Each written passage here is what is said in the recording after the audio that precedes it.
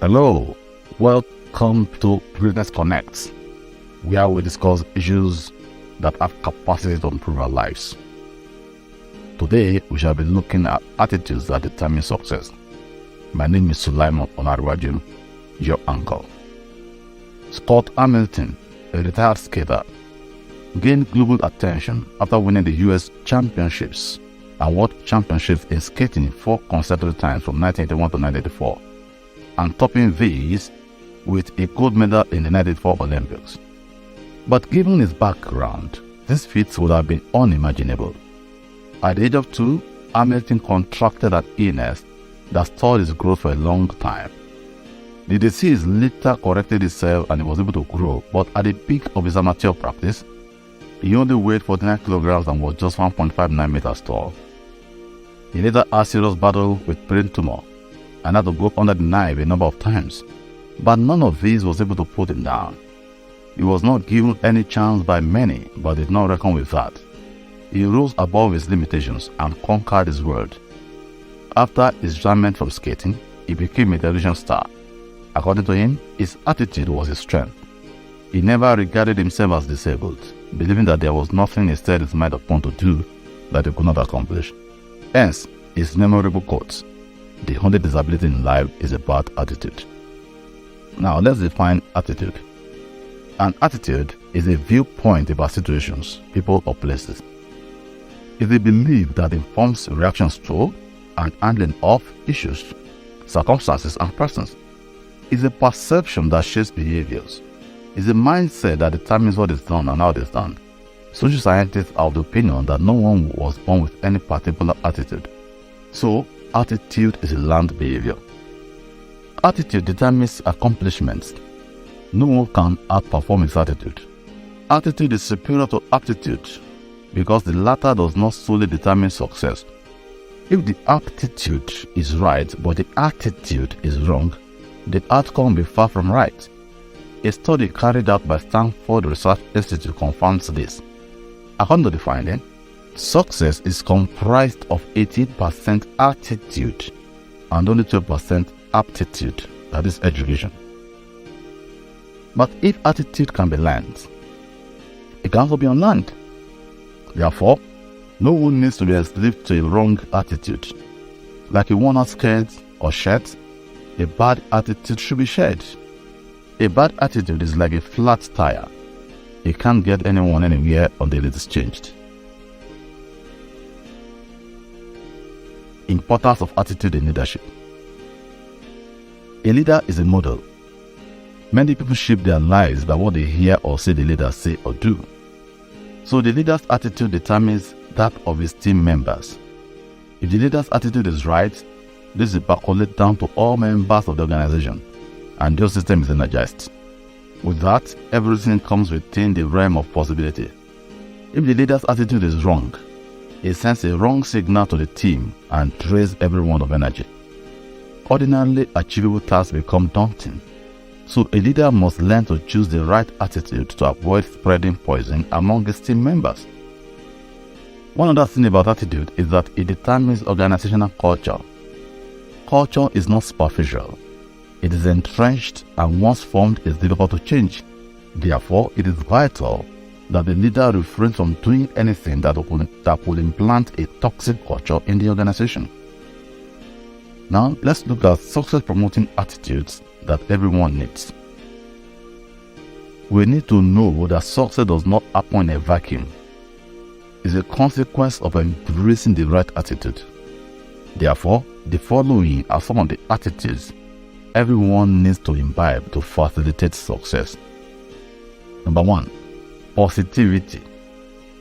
Nothing works like a positive attitude. Positive attitude produces optimism and unleashes latent energy. It dulls worries and fears while playing up possibilities. Having a positive attitude is making a choice to see a situation from the bright side instead of viewing it from the horrible side. It is a determination to see the glass as half full instead of half empty. Positive attitude pulls a dividing line between a leader who is able to steer his people from adversity to prosperity and one who leads them emerged in their catastrophe. Positivity is very important because, as Napoleon Bonaparte observed, a leader is a dealer in hope. It's a dealer's responsibility to give his people hope, but he can only give them hope if himself is full of hope and imbued with a positive attitude hinged on a belief that things will eventually work out well. Let me share with you the story of Winston Churchill's positivity. Wartime British Prime Minister Winston Churchill still stands out as one of the greatest leaders of that country.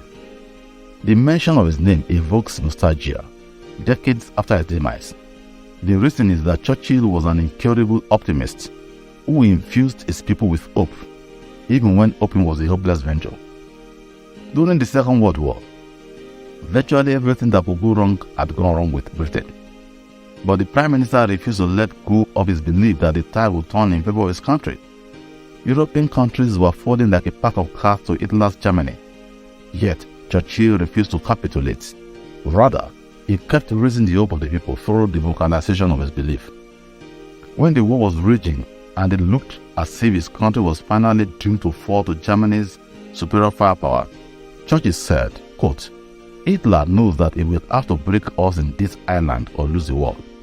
If we can stand up to him, all Europe may be free, and life of the world may move forward into broad, sunlit uplands. But if we fall, then the whole world, including the United States, including all that we have known and cared for, will sink into the abyss of a new dark age, made more sinister, and perhaps more protracted by the lives of perverted science. Let us therefore brace ourselves to our duties, and so bear ourselves that if the British Empire and its Commonwealth last for 1,000 years, men will still say this was their finest hour." At the end of quote. At the end, he was not just able to win the hearts of the people through his inspiring words. The tide turned against Germany, and Britain was saved from what seemed an imminent defeat. That is the power of optimism. Difficult situations always surrender to those who refuse to surrender to difficult situations. Number 2, attitude of gratitude. Everyone wants to feel loved and valued because the yearning for appreciation is innate to man. The easiest way to show that an individual is valued is to express gratitude to him. When this comes from the leader, it enlivens the people and encourages them to put in more effort. But showing gratitude, especially for activities that are regarded as run-of-the-mill, does not come naturally to many people. Most leaders wait till a team member achieves an earth-shattering or record-breaking feat before showing them appreciation. That's not quite right because it is capable of sending a message to the team that their efforts are not valued. However, while accomplishment of tasks that are regarded as outstanding may attract incentives, those that fall into other categories should be noted and commended, even if verbally. Gratitude should be the second nature of a leader. It should flow freely from him, and the leader should show how every activity that is appreciated contributes to the overall objective of the organization so that the appreciation may be fully appreciated by the recipient. Number 3, commitment to improvement. Successful people are always looking for opportunities to improve themselves. They hold the view that there is nothing so good that it cannot be made better. They are also convinced that opportunities identified and eventually seized are always directly proportional to level of preparation. Therefore, they keep stretching themselves to get better, so that when opportunities knock, they are not found wanting. What is regarded as a lucky break is nothing but preparation ahead of opportunity. The attitude of those who succeed greatly in life is that life is not a dress rehearsal or the real thing. So they always seek self-improvement to keep getting ahead of others. Number 4, choose the difficult above the convenient. My friend, the route to an average life is a convenient road. Most people in life end up being ordinary because of their preference for convenience. Convenience cannot guarantee excellence, neither can it assure success. Great things are always first difficult before becoming easy. That is why many people miss the opportunity of greatness. They want easy things first. But as put by Warren Buffett, one of the world's richest men, what the wise do in the beginning, fools do in the end. To be successful, it is necessary to develop an attitude of preferring the difficult to the convenient. The antidote to a hard life is hard work. I say that again. The antidote to a hard life is hard work. Number 5, manage your expectations. Successful people expect the best from people but are also prepared to get the worst from them.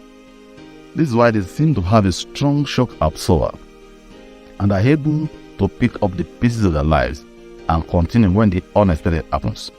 The journey of life is not always a straight one, but is full of twists and turns.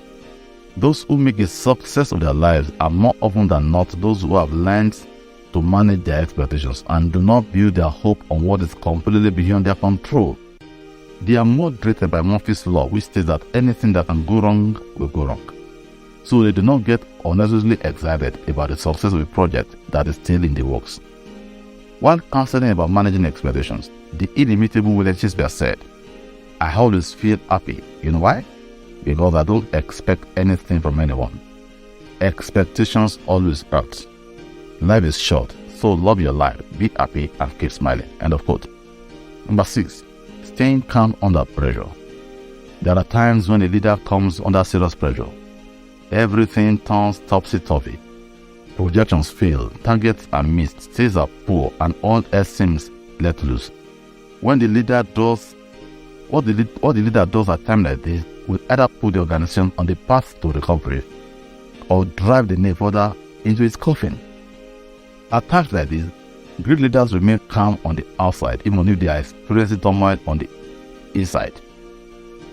It is their calmness that assures team members that the present challenge is not insurmountable. Having a crisis is not a problem. The real problem is what is done about what has happened. Jack Canfield, author of the book The Success Principles, gives a formula in that book thus: E plus R is equal to O, where E stands for event, R stands for response, and O stands for outcome. According to Canfield, the event alone does not determine what happens. It is the response to what has happened that determines the outcome. So, if there's a crisis and the response to the crisis is right, a positive change will follow the crisis. However, if a crisis is followed by a negative response, it may lead to a cataclysmic change. Great leaders are able to stay calm in crisis situations because of their understanding that sunset is not a permanent situation but a mere prelude to sunrise. Consequently, they do not make the darkness occasioned by sunset their focus, but strategically prepare for the coming of the sun. Number 7, keeping your eyes on the ball. Great leaders never take their eyes off the ball. They remain committed to the original goal of the team and ensure that nothing is done to take them off course. They are conscious of the fact that their assessment will be based on what they do with the primary assignment. So, while they pay attention to other issues, they never allow themselves to be swayed off the original goal.